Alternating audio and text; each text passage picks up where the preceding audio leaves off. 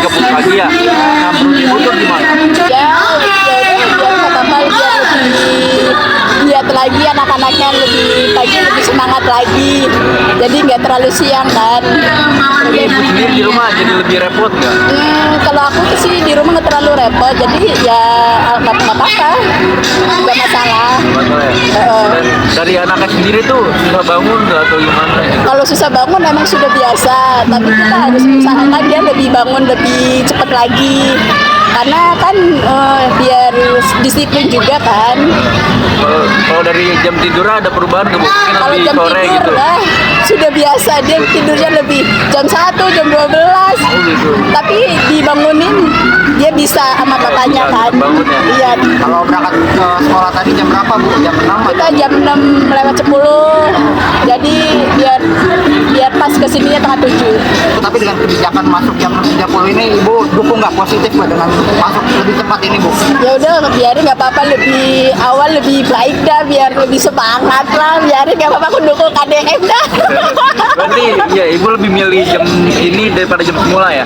Ya itu ya aku ikutin aja, kalau kata KDM gitu ya udah kita ikutin aja, orang udah peraturannya begitu kok dirubah. Apa kata Pak Kadin?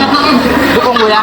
Ya dukung aja lah, aku dukung aja lah, lebih yang terbaik. Ini kan Pak Kadin baru aja tekan kebijakan baru nih yang sekolah masuk 6.30. Menurut Ibu lebih baik masuk 6.30 atau pukul 7 Bu? Mendingan pukul 7 ya, kalau nggak jam 8 malah lebih bagus. Soalnya Alasannya kenapa Bu? kita tuh kalau habis sholat subuh jadi nggak bisa zikir, harus buru-buru ke dapur masak. Dan itu anak banyak, jadi nggak kepegang semuanya. Anak Ibu berapa kalau boleh tahu? Ada 3 Semuanya masih SD atau udah? SD. Oh, jadi agak rempong Bu ya? Iya.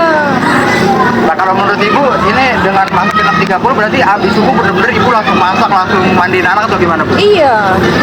Jadi nggak ada waktu jeda buat istirahat dulu ya? Enggak usah istirahat deh, emang kita udah biasa ke dapur ya.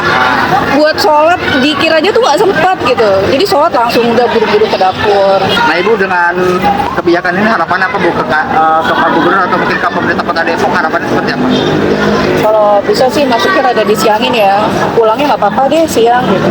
Ini kan lagi masa MPLS nih Pak, apalagi di tahun ini ada kebijakan baru yang mana masuk jam sekolah itu dipercepat 30 menit Pak. Ini kalau dari pihak sekolah sendiri, khususnya pihak SD Cilodong 01 melihat kebijakan baru ini gimana Pak? Kalau dari kami sih menyikapinya positif ya.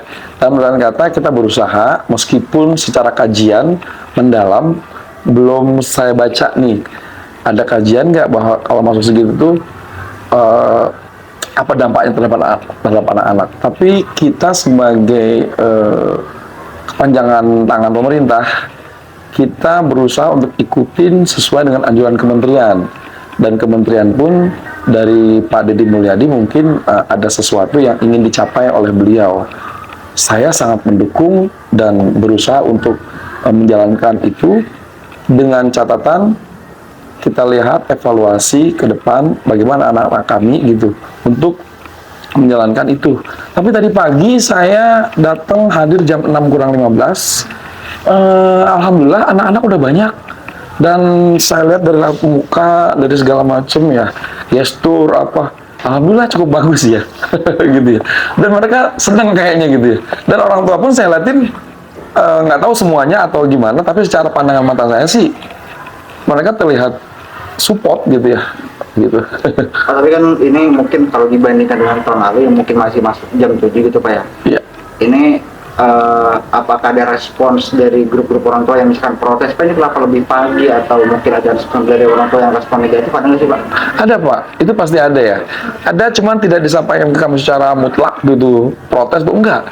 Tapi mereka berusaha untuk ikutin aturan itu sesuai dengan kebijakan dari kita sebagai sekolah dan pemerintah Kota Depok, dijalankan dengan baik sih ya.